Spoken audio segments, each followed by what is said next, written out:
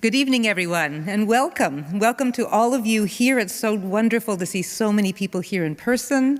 Welcome to all of you online joining us virtually. I'm Rabbi Kaufman, Director of Content and Innovation here at Park Avenue Synagogue, and we're so excited for this evening's discussion. We know it's just going to be wonderful. The Torah portion this week and next week deal with rashes, eruptions on skin, on clothes, in buildings.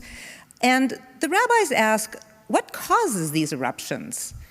And they answer based on a classic midrashic rabbinic pun. So the eruptions are called mitzora, and the rabbis say it's caused by motzi shem ra. What is motzi shem ra? Using your words badly, telling lies, slander, gossip, using words to tear down. Why is that so bad? Because in our tradition, words are holy. Baruch she'amar v'haya olam, God spoke and the world was created. Words are used to create, to inspire, to make change. Words are wondrous. Words are our stock and trade. We are people who words are our currency, which is why we are so excited to be partnering with SAPIR Journal. SAPIR is a new journal published by the Maimonides Fund that offers ideas for building thriving Jewish future.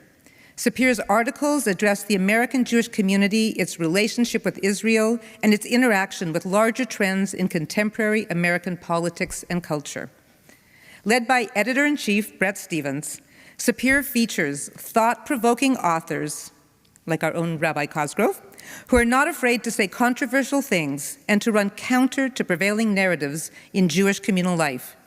Each volume focuses on a particular theme. Thus far, issues have tackled social justice, power, continuity, aspiration, and Zionism. But SAPIR is not just about ideas, it's also about action. The articles aim to be solutions-oriented, marrying analysis to concrete prescriptions and policies in a way that's timely, challenging, and provocative. We have the beautiful volumes here, and you can also find it online at sapirjournal.org. And tonight is the first of, as I just said, a partnership that Park Avenue Synagogue is forming with SAPIR. We will have two more programs, one in April in honor of Yom HaShoah with Ruth Weiss and Dara Horn, SAPIR contributors. And one on May 3rd, in honor of Yom HaAtzmaut, we welcome Blake Flayton and Kylie Unell to discuss the challenges of being a supporter of Israel for young adults and on college campuses. And now I'm going to introduce Bret Stephens, who really doesn't need an introduction, but I'll do it anyhow. Bret Stephens is the editor-in-chief of SAPIR, an op-ed columnist at the New York Times. He was previously at the Wall Street Journal, where he served as deputy editorial page editor and, for 11 years, a foreign affairs columnist. Before that, he was editor-in-chief of the Jerusalem Post. And we want to thank all the folks at SAPIR and Maimonides Fund for a wonderful partnership, especially Mark Cherendorf, Felicia Herman, and Ariella Saperstein. And now, over to you. Thank you, Rabbi Kaufman.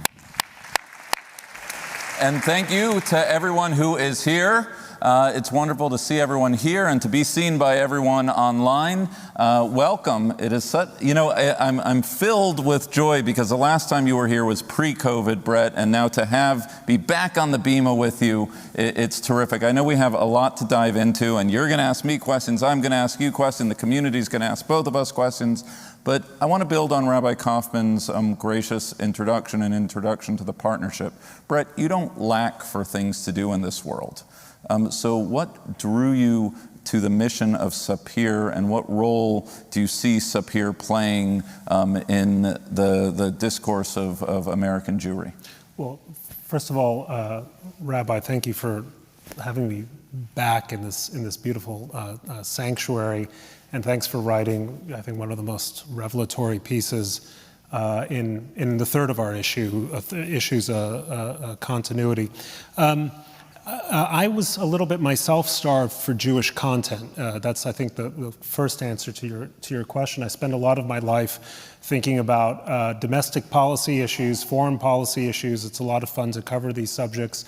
From time to time, I write about Israel in my job as an op-ed columnist at the New York Times. But the Jewish side of my life is a big side of my life, and particularly in its more, I guess, the intellectual side.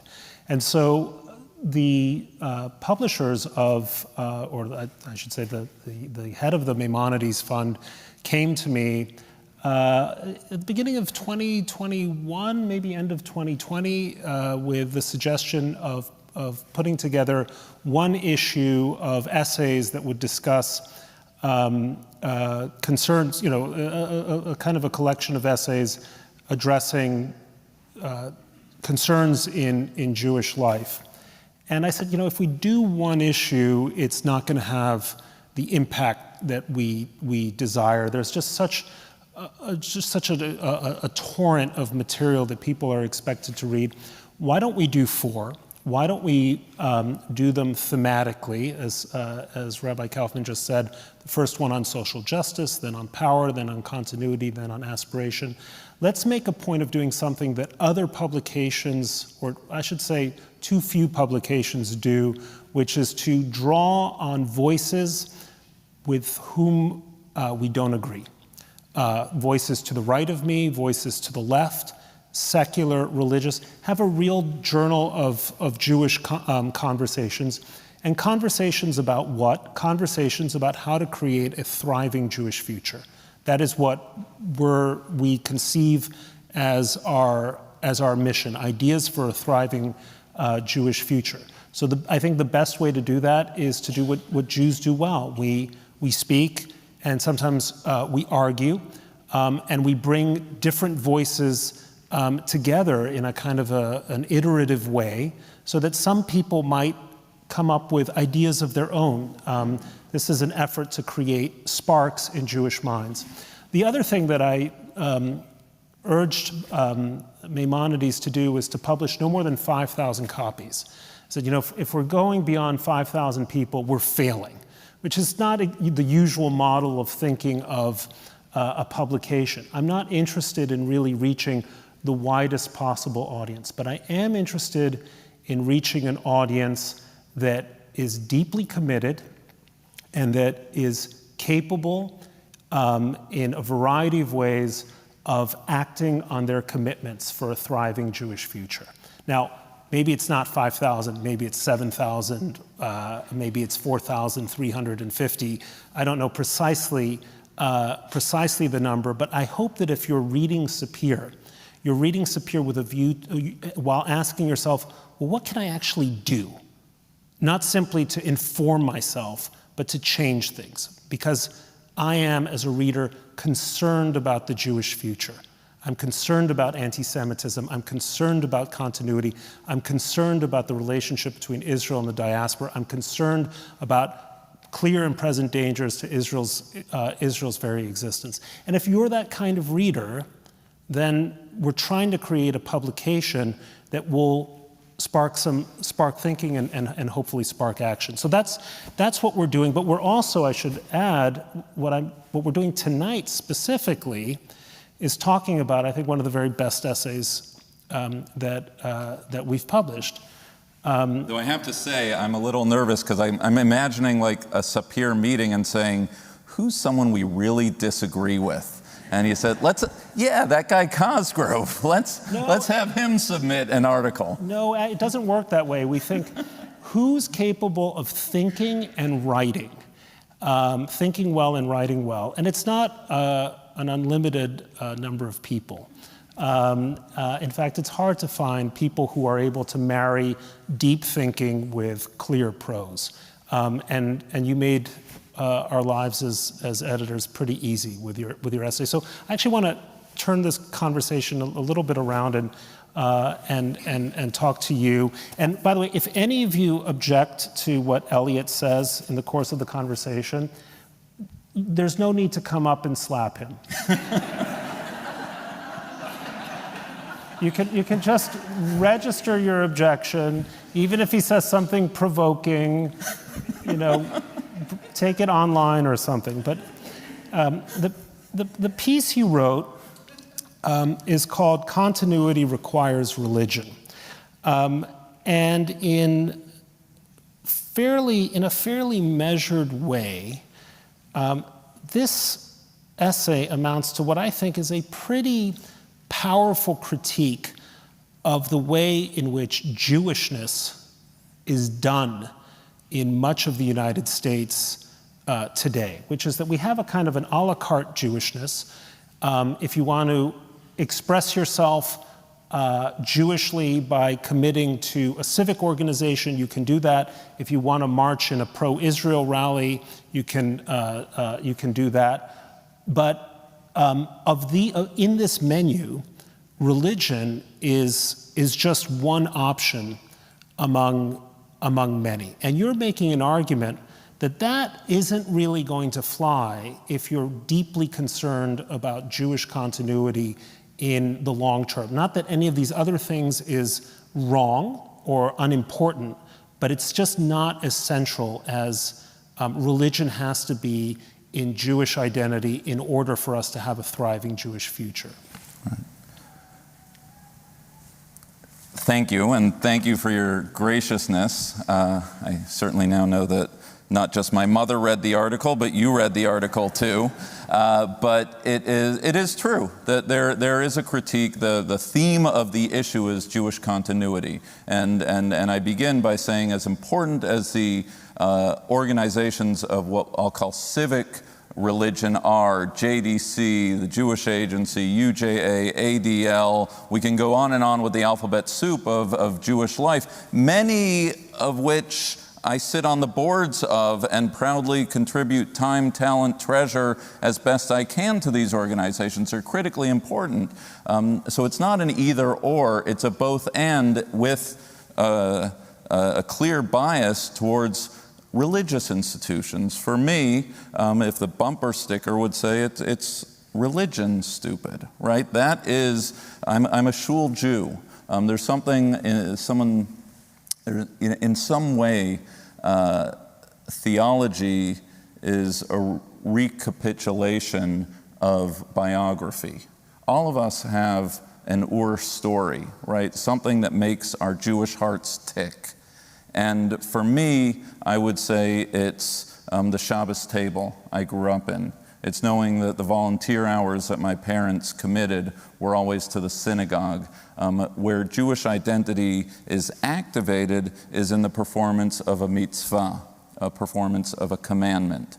Now, that is theologically meaningful to me. I believe, as Heschel once wrote, that it's in the performance of a mitzvah where the heaven and the earth kiss, right? There's something happening at that moment when I understand myself responding to God's will. That language works for me. I know it doesn't work for everyone, but that engine of Jewish life, all those organizations, I believe, are situated on a Jewish identity that's based in religion, not in civic religion. And if we lose that, then the entire edifice of all the other organizations will collapse. So the article, and we can get into some of the particulars, is a call to action. It's not either or, it's both and. It's an expression that not just the Orthodox world, but the non-Orthodox worlds need to reclaim our commitment to mitzvot as positive acts of Jewish identification, that is the glue that has kept us, that keeps us, and will keep us together as a people through the generations. So let me ask you about that, and I draw on an analogy with the world of media, which is that if you ask, I think most people in my profession, why are we seeing long-term declines in readership, in interest in the news, in the robustness, financial robustness of the profession? You will hear from people in the media, you'll say, well, it's been difficult because of the change in the advertising model, and the internet had a devastating effect, and people aren't interested in objective news. I mean, they'll give you a long list of things. Now, if you were to ask me the same question, I would say, well, because we're putting out a by and large mediocre product that is less and less interesting to read, that is more obsessed with its own inner, that has a set of values that are very different from those of our presumptive readership, that is solipsistic in the extreme, and we never hold up a mirror to ourselves as an institution, as a profession, while we're trying to hold up a mirror to everyone else. So is that analysis, can you make that analysis about what's happened to,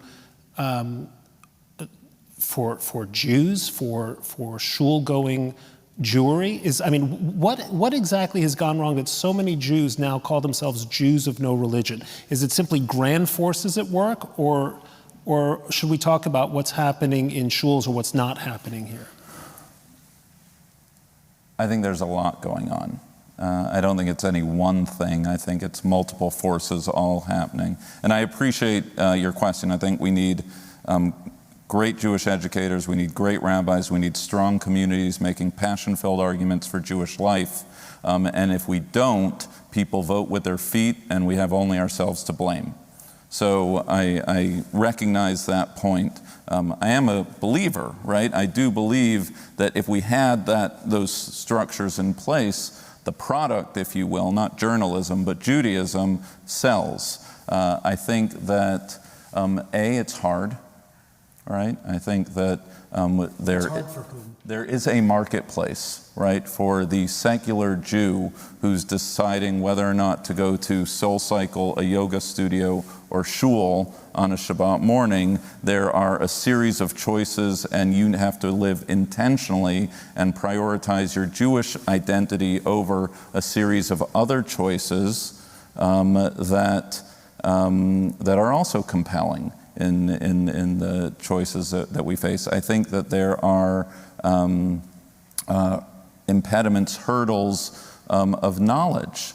I think and this is in the prescriptive part of the article, but I think that we have people with degrees and levels of sophistication that are in secular culture that our ancestors couldn't imagine possible, but the ability to open up a prayer book, find your page, recite Kiddush, perform the basic acts of observance are foreign to them. And so it's much easier, right? So there's an element of fear, of admitting to ignorance, as well as it's easier, and this is going to come out the wrong way, but I'll say it anyway. It's easier to write a check. It's easier to sign up for a conference. It's easier to call someone else self-hating Jew or to criticize Israel than it is to actually sit down and learn how to say Kiddush at your Friday night table. And so I'm always struck by what aspect of this, of American Jewish identity, is a sort of compensatory act for a paper-thin knowledge of the rituals of Jewish life and living. I remember I was once reading Herzl's diaries, and at the Basel conference, he describes his fear he was a secular Jew, obviously.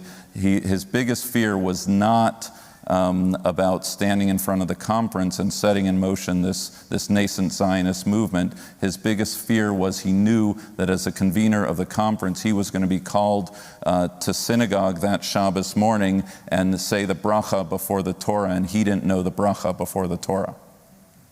Right? That same story could be told about many Jews today. Right? They are movers and shakers, industry titans, but the basic ABCs are not there. What is missing in terms of communicating the value of leading a more Jewish life?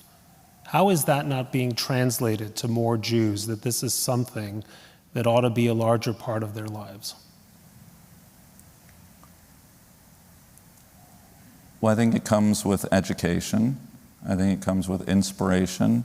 I think it comes with community building and mentorship.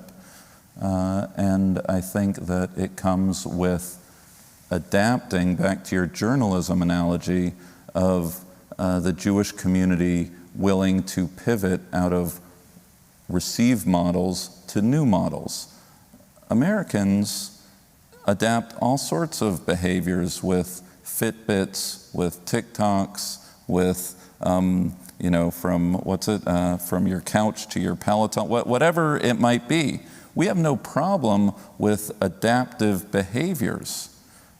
We just haven't yet applied that technology, if you will, to our Jewish lives. I think the technology is there, I think the Mitzvot are there, but we haven't put the two together. Yuval Levin, who you must know and is a real, just a thoughtful student of public policy, but also religion, wrote an interesting essay in defense of hard pews, which is to say that maybe the religions that are succeeding in America, I mean, succeeding in terms of not their inner truths, but in terms of creating exciting community, are the ones that are moving in the opposite direction, not more TikTok, not 1,000 easier ways to have access to some Jewish learning, but something quite different, to say this is a religion that is not going to be soft. It's not going to be easy. In fact, it's hard, and the payoff is a sense of pride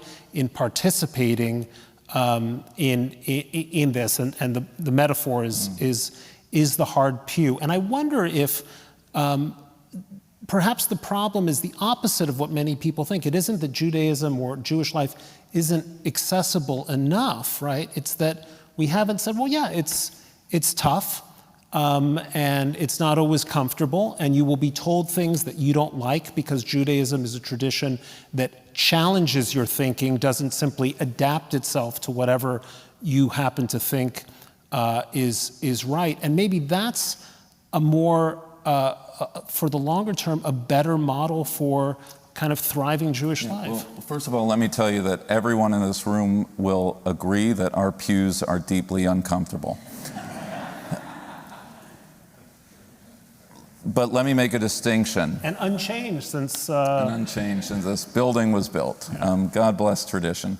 So I'm not suggesting, it's actually quite the opposite, that the particularism, the hard pews of Judaism, that argument has run their course. I haven't read this piece, but I think I understand the gist of it, meaning my proposition, as a rabbi, is that yes, there are certain things on the menu that you don't order, and there is one day of the week that is substantively different than the rest of the days of your week.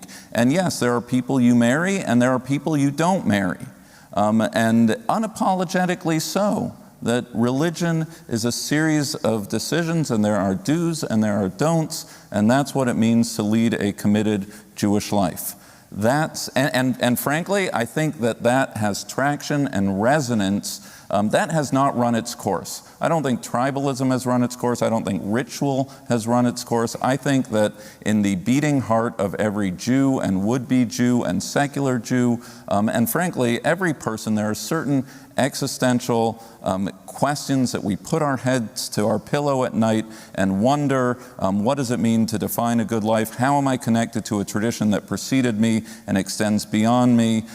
These questions, and for me, Judaism is the best toolbox around, the rituals of Judaism to ask and to grapple and to answer those questions. What I do think, when I was saying about the technology, and here, and take this for what you will, I have ripped a page out of the Chabad playbook, in the sense that the Judaism they understood American Jewry better than anyone else, in the sense that the Judaism that we teach and preach can't come with guilt. It can't come with finger wagging. It's not about how you are missing the bar, but it's rather meeting where you are and setting a bar of aspiration to which you can aspire. I have deep problems with much of Chabad, but I'm saying, but that is what I think the prescriptive move for American Jewry has to be. And we will create the tools and the demeanor by which you can go up the on-ramp to Jewish life and living. And so Judaism is hard. It's advanced citizenship. But I think we need to meet Jews where they are and inspire them to go to where I believe everyone aspires to be. So I once, a friend of mine who shall remain nameless, he's probably watching this, he once asked me for a recommendation. He was applying for, I think, a PhD program. And so I said, sure. And so I wrote a recommendation, and what I thought was being nice, I sent the recommendation, and then I sent him a copy of all the nice things I said about him. And one of the things I said was, Rabbi so-and-so is just about one of the most brilliant rabbis I've ever met. And he said, what, are you trying to insult me? Because, sorry, I guess the joke fell flat. The way he saw it is, oh, I'm an intelligent rabbi, like as if the bar, had been set lower. And I thought, no, I meant it as a sincere compliment. But clearly, do we have the rabbinate we need to energize congregations and create the kind of thriving Jewish life we want? And if we don't, what needs to be done? To ask Lenin's question. Yeah, no, it is Thursday night and I have a sermon to write, but I think this is what I'm going to talk about on Shabbos. So, sorry. No, but still come or live stream. And the night is yet young, and the conversation, we still have a road to travel, so I could change my mind. But there's a crisis going on right now. And you can follow this in the pages of the Jewish press, in the forward or otherwise. I was speaking to a few people prior. There is a crisis going on in the development of Jewish leadership, and we can hang our hat on the rabbinate itself. And that has to do with creating a vibrant pipeline of educators who will lead communities that will therefore produce a certain subset of committed Jews who one day will be crazy enough and inspired enough to become Jewish educators, and some of those Jewish educators will become rabbis to lead the communities. And the crisis is, and you can look at the numbers, the number of people applying to rabbinical school, the number of people graduating from rabbinical school, the number of communities who are not being served by rabbis right now. There are systemic structural problems in remuneration, in retention. We've taken a beating. A lot of rabbis are taking early retirement right now because we've all had such a rough few years, but anyone who's in the business, whether it's a classroom teacher or a rabbi, things of public assembly, we are spending our days asking questions that none of us are qualified to answer, and none of us went into the rabbinate to spend our days dealing with.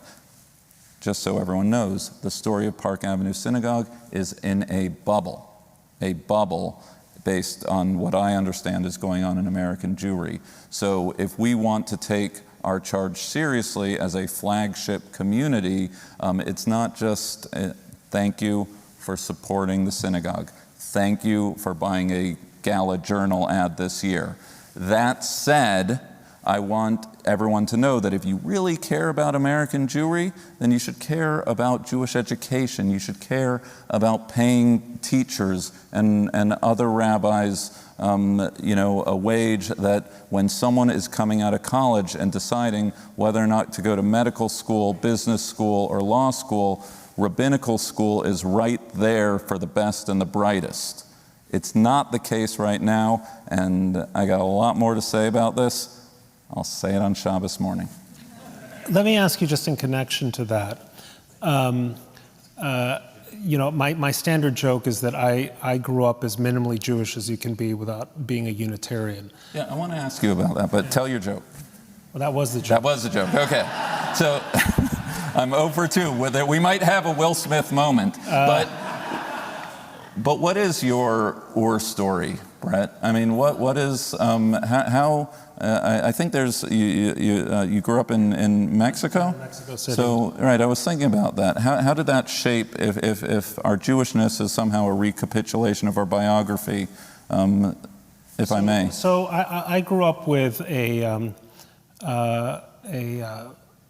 mother who was a Jewish child in Nazi-occupied Europe, and a father whose father had changed his name to Stephens in search of the most anodyne Anglo-American name possible as a way out of it had been Ehrlich, and he wanted really not a lot to do with his Jewish roots, spoke fluent Yiddish, came from a religious, background way back when, but was moving out. And there are two moments in my personal biography that I think were decisive. When I was a sophomore in college, I signed up for a seminar at the University of Chicago on Genesis with a man named Leon Kass. Sure. And Leon, whom I just saw today, was the wisest and sharpest man I have ever met in my whole life. And in reading Genesis, not as a religious text, but in an intellectual endeavor at a great university, it opened my mind to the intellectual depth and majesty of this book, in that I had a sophomoric idea that religion was fairy tales and noble lies for the benefit of making people reasonably moral. And then the encounter with Genesis in the hands of a masterly teacher like Leon made it impossible to think that. It forced me into a recognition that my Jewish heritage had intellectual riches that I had never previously suspected. So that was one part of the story. And the second part of the story is connected to my name, Stephens, which is that just after 9/11, I was in Israel on 9/11 as it happened, but I was living in Brussels and kind of hanging out with the Brussels Euro elite, that centers around the European Union. And after 9/11, there was a tremendous amount of chatter among people in my social circle that this wouldn't be happening if it weren't for Israel. A terrorist attack killing thousands of Americans, perpetrated quite openly by a radical Islamist in Afghanistan, and really was all the fault of Israel and the Jews. And I heard this again and again. And I heard it because, as a friend of mine likes to say, I have a goyish face and a goyish name, and no one suspected that I was Jewish. And so the name that my grandfather had adopted in the 1920s to try to work his way out of his Jewish roots became, in a way, the vessel through which I started to, or once again, re-entered that Jewish stream. And it was not long after that the Jerusalem Post came to me with a job offer, and I said, that Israel's the country where I want to be. This is the story that I want to cover. This is what matters to me. And it's, by the way, it's the same story with SAPIR, because I love covering foreign policy. I love covering the world of politics. But as I said at the beginning, I felt intellectually that there was just an open field in issues that I cared deeply about, and I wanted a hand in shaping these sorts of conversations, not just coming to this synagogue to talk about Ukraine, although I'm sure maybe we're going to talk about that, or some other foreign issue, but to really think deeply about how we turn the Jewish story in the best possible direction. So if you were, thank you, by the way, I've never asked you that question. And, so this intellectual richness, your awareness of, right, this moment when you were passing as a non-Jew, if you will, and so we're part of these conversations. So I've defined the road ahead as mitzvot, as positive Jewish acts of identification. Is it possible that either, be it the fear of the other, vigilance on behalf of Israel, or a positive category of intellectual riches, does that have shelf life in your mind? I mean, what would your prescriptive recommendations be? I actually have absolutely no idea what your personal observance is and what your home life is about, but how would you recommend that if we care about this thing called Judaism, it's passed down from generation to generation? So for the longest time, I resisted the argument that you made in your piece that a Jewish identity without Jewish content, and by that I don't mean Woody Allen films, although I'm going to say this, I love Woody Allen films. Now someone's going to punch me. For the longest time I thought, well, you could have it because, of course, Jewishness is a whole set of identities and affinities, none of which necessarily need to involve the religious side of life. As I've gotten older, I have reluctantly, and I say reluctantly because I'm kind of kicking and screaming, getting to this place. I'll meet you where you are, Bret. Reluctantly coming to the conclusion that it's untenable. And it's untenable in personal life because as you get older, you are dealt with a series of events in life that take you to larger questions that don't have sort of TikTok answers, and untenable in a larger way because of what I encountered with Leon Kass, that ultimately Judaism is a civilization, and it's a civilization that rests on a set of beliefs which have a powerful claim to being true. And you cannot be fully Jewish unless you at least are prepared to deeply examine the nature of those convictions and the possibility of their truth. And this, again, as I said, this is another Chabad rabbi who saying, I want to learn with you, and I keep putting him off, by several years. But I know it's coming, right? In the way that I know that I'm going to eventually have to get around to reading War and Peace before I kick the bucket, because I think that it's unavoidable. I wish, however, in hindsight, that I had been exposed to this at a much earlier age. I wish that I hadn't kind of come to it in such a serendipitous way. So it's not therapy, but what do you think? I mean, why are we failing young people so? Meaning, why is it that, everyone has the Hebrew school they hated, and it's not taken serious. And your story actually mirrors my own. It was actually an intro to Bible class that really sparked my intellectual journey, very much like yours. Yet we're not doing it at a younger age. Well, so here's another analogy from the world of media.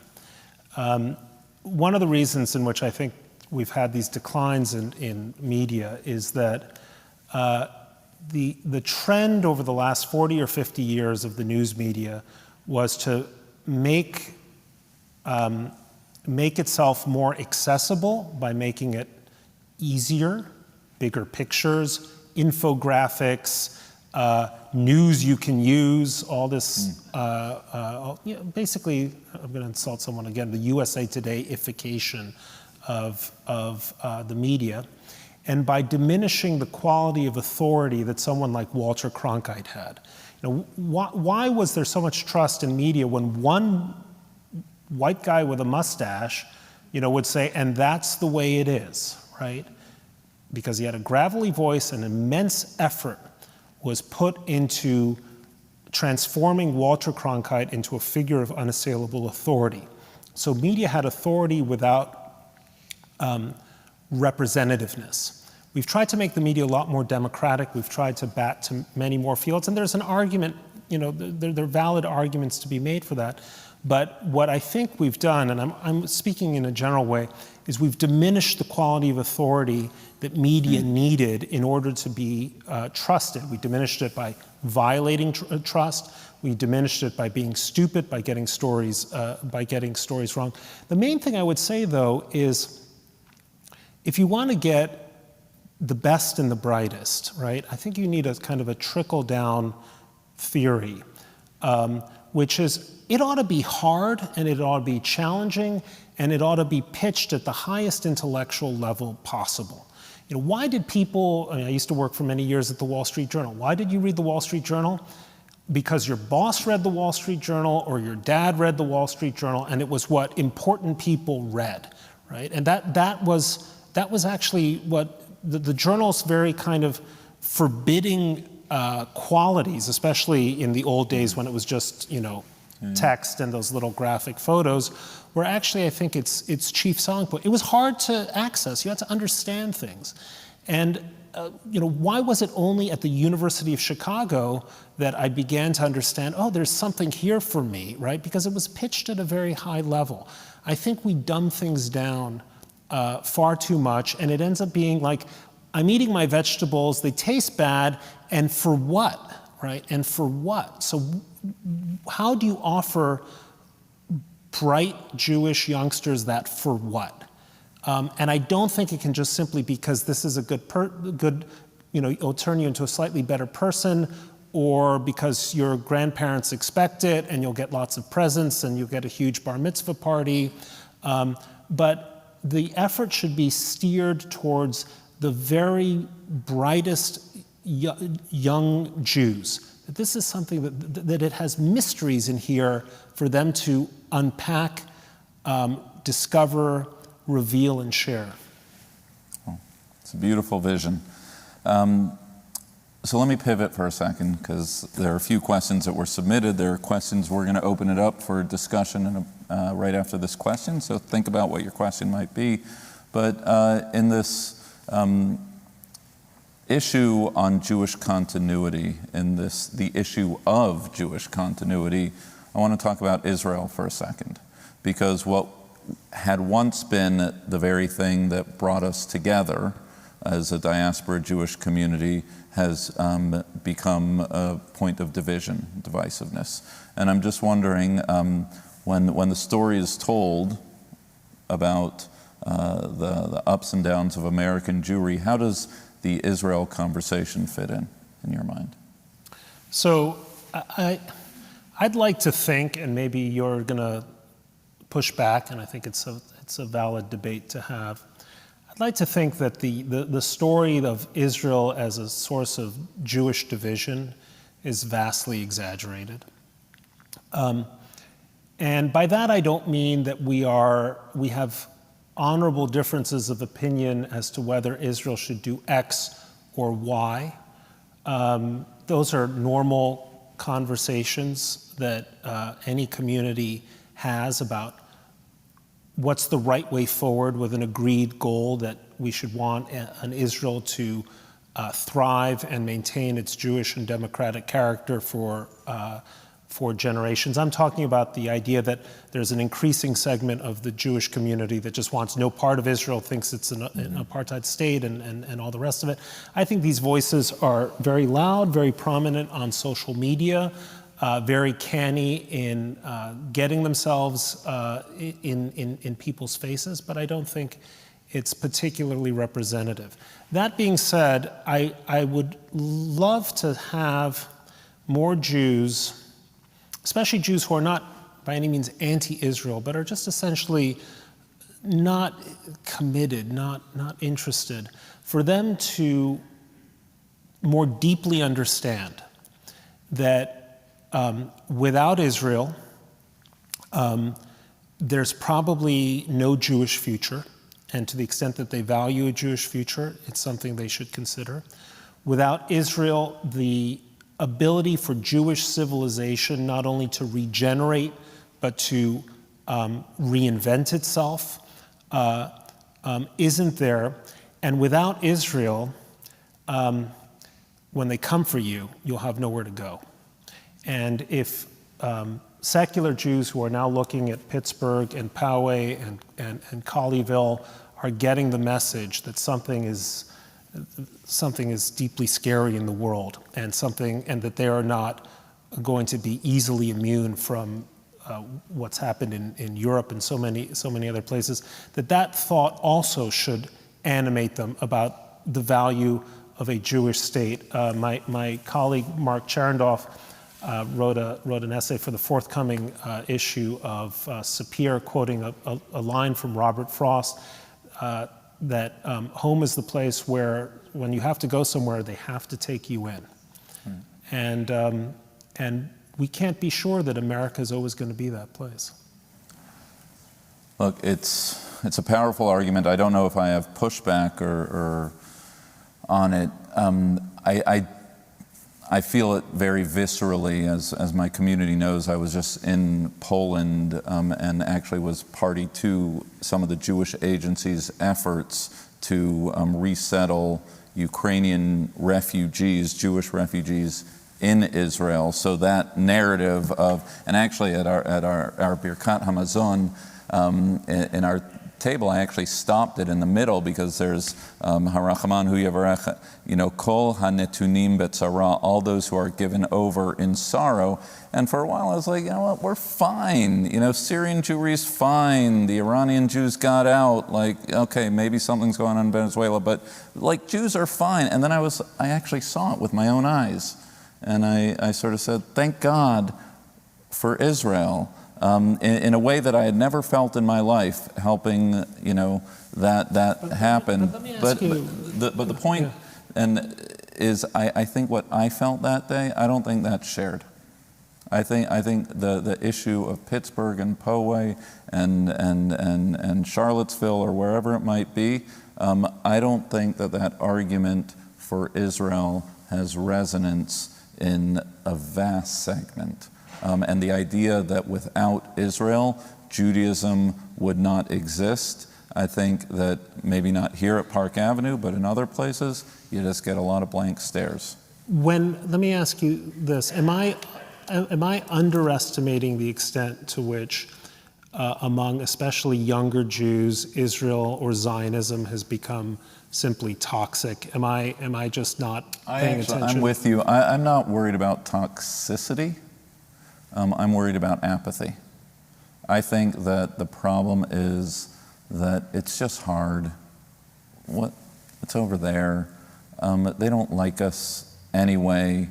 We're, one too many news stories, and I think COVID has done a number on this relationship. It's accelerated that trend where the topic of Israel has just become sort of another topic as opposed to sort of core to the Jewish experience. I feel it in our community, right? We have, I'm proud to say we have more members of our congregation going to Israel back and forth. I would put our numbers up against any synagogue in North America, and it's been totally flat for obvious reasons the last 2 years. You feel it.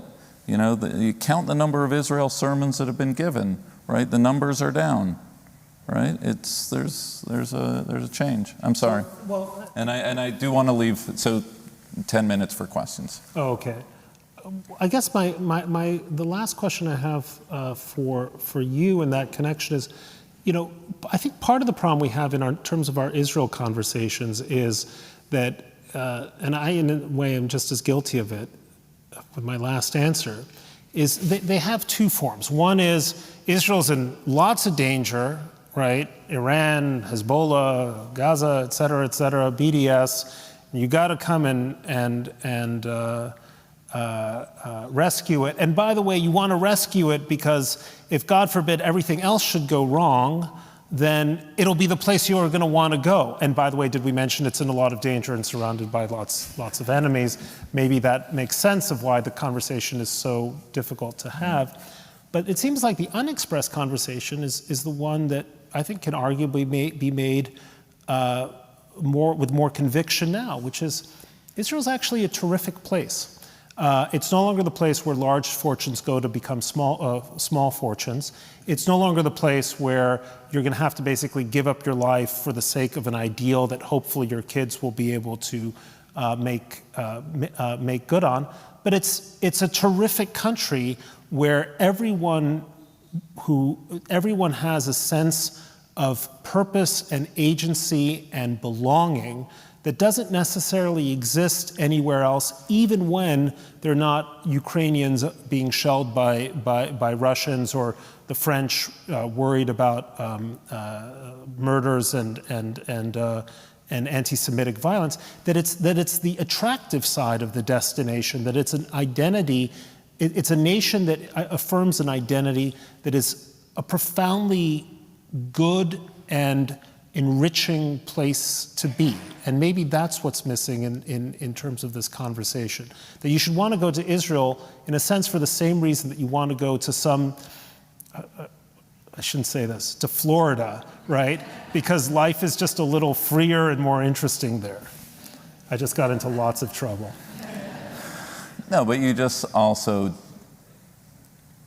put your finger on it, meaning, so what is it I'm not talking about me, right? I think some of it has to do with, my family story. Some of it has to do with my age. Some of it has to do with just the way I'm wired. I agree with every single thing you just said. Just now, not earlier things. But when it comes to Israel. But I think the question of why a secular, Jew of no religion feels any closer to everything you just described to the Jewish community in Israel as opposed to the Jewish community of Florida is not self-evident. It's not self-evident. And I think that, that's deserving of a fuller conversation. So yeah, let's get some questions. So let's take some hands and yes, please. Let's give it a second for a microphone. A question involves a short statement with a question mark at the end. You thought I'd need to be reminded of that, huh? Earlier in the conversation, I heard a binary, meaning the ritually observant Jew versus the civil religion Jew. But what about the Jew who is not ritually observant, but has studied Judaism, has a deep intellectual understanding of it, has a visceral passion for Israel, and in a very mindful, intentional way, lives his life according to Jewish values, or her life? So I'm unapologetically, I'm a rabbi. I surround myself in a synagogue. My bets are on ritual life. I don't believe, and this is so like YouTubeable, and someone's going to clip this and say it, but I don't believe that all those other things of civic religion are passed down to, an AIPAC membership does not pass down from generation to generation, right? The memory of one generation lighting Shabbos candles, knowing the bracha that you say, that is passed down at your children's, right? I see it time and time again. It is the ritual observances, the mitzvot of Jewish life and living that are I talk about the Proustian Madeleine, whether it's memory, whether it's theology, whether it's differentiating yourself from a community of living intentionally, saying, yeah, my Friday night, I'm not going to the theater, I'm inviting friends for Shabbos dinner, right? These differentiate ourselves as a people, and I believe are the best bet to, it's not that the other stuff's not important, it is, but it only happens by way of the rituals of Jewish life and living. I'm sticking with it. Hi, I'm asking this in full view of the plaque that says Arthur Oakes over there. I assume he had something to do with the New York Times. But my question is, what latitude do you have, Bret, to call out a bad headline or an anti-Israel story in the newsroom? Because quite frankly, were it not for your column and Will Shortz's crossword puzzle, I would have canceled my New York Times a long time ago, as my father of blessed memory did. Because, frankly, it's anti-Israel to the... All right, I think we got it. We got it.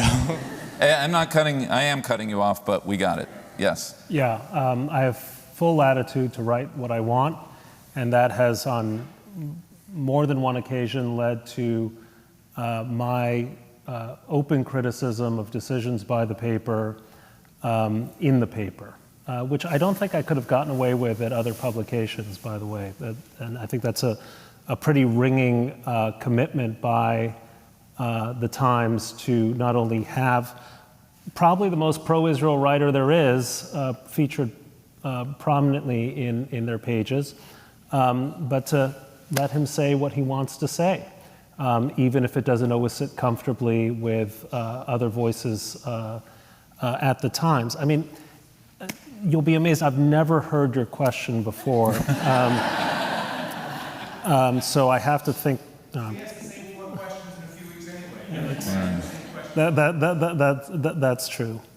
When I was at the Wall Street Journal, I used to think that the Times and the Journal were sort of equivalent papers in terms of their reach and their influence. And it turns out that's not true. The Journal is like the Grateful Dead. If you're into it, you're into it, but if you're not, you barely think of it, right? And the Times is like the Beatles. Everyone participates. And so even if I'm Ringo, I'm with the band. And the reach of the paper, I've been there now, I'm coming on my 5th anniversary at the paper. The reach of the paper just astonishes me, amazes me, impresses me. And it has a long tradition of having voices like mine, whether it was Abe Rosenthal, or Bill Sapphire. And the opportunity, and I'll say the privilege of being able to reach now 10 million readers, potential readers, every time I write a column is not one I want to pass up. And I also would add, I know people love to criticize the Times, and the Times publishes the equivalent of Shakespeare's entire oeuvre every week in terms of word count. So there are plenty of mistakes that get made, plenty to criticize if you're publishing that much. But there's some astonishingly good journalism in the Times, and no more, I can't think of a better moment now than our coverage of Ukraine, where we are just covering the story in the way that no other publication even comes close. And the ability of the paper to throw brilliant reporters and talent and resources into reporting that just deserves to be noted even among the criticism. It's amazing. So a rapid last question for you, and you mentioned Ukraine. So Russia's invasion of Ukraine is not a Jewish issue, but it is a Jewish issue. So in your mind, in this synagogue, as a Jew, how does what's going on in Ukraine affect you? Why is it a Jewish issue? Well, obviously, the particulars are obvious to everyone. There are Ukrainian Jewish refugees now desperate for resettlement. Beyond the Jewish refugees, there are refugees, and we have moral obligations towards them as well. And our experience as refugees makes those obligations, I think, that much keener and more deeply felt. But a point I've made for a long time is that the best foreign policy is one in which values shape interests rather than interests shaping values. And the best example of that is Harry Truman's decision to recognize the State of Israel. If he had gone with the advice of George Marshall and James Forrestal as Secretary of Defense, it would have been an interest-driven decision where all the interests seemed to argue against recognizing Israel. The Arabs had the oil. The Arabs were probably going to win, right? And the Arab world was a zone of contest with the Soviet Union in the early days of the Cold War. And Truman decided on a course that had very little by way of immediate interest being served, but values being served, that the Jewish people deserved to be recognized in an independent nation state, and that the suffering of the Jewish people, as well as what they had accomplished in the Yishuv, deserved American recognition. And it turned out to be one of the best foreign policy decisions the United States ever made, because we know that there's not going to be a coup next week in Israel where suddenly an anti-American government is going to come in and threaten to use nuclear weapons or attack its neighbors. We did the right thing morally, and it turned out to be the right thing from a value from an interest standpoint as well. And I see a parallel here with Ukraine, and I know especially when it comes to Israel's position vis-a-vis Ukraine, there's a lot of talk that Israel has a set of complex interests, and Russia's in Syria, not to mention the negotiations over the Iranian nuclear deal, and that Israel should therefore tread cautiously. But I think it's unfortunate, to say the least, that this Israeli government hasn't been vastly more outspoken in saying that just as Israel, is an embattled democracy facing a tyrannical and malevolent and evil foe, so are our Ukrainian brothers and sisters, and the state of Israel should stand in a clear way with President Zelensky and his government and Ukrainians fighting against oppression and tyranny. Their story is ours, and we should say that loud and clear. Okay. Bret, thank you. To SAPIR, to Mark, to Ariella, to Felicia, to Rabbi Kaufman, to Julie, to Mara, thank you to everyone here, and we look forward to this relationship. And to this guy. And most of all, Bret, thank you very much for joining us this evening. Have a good night.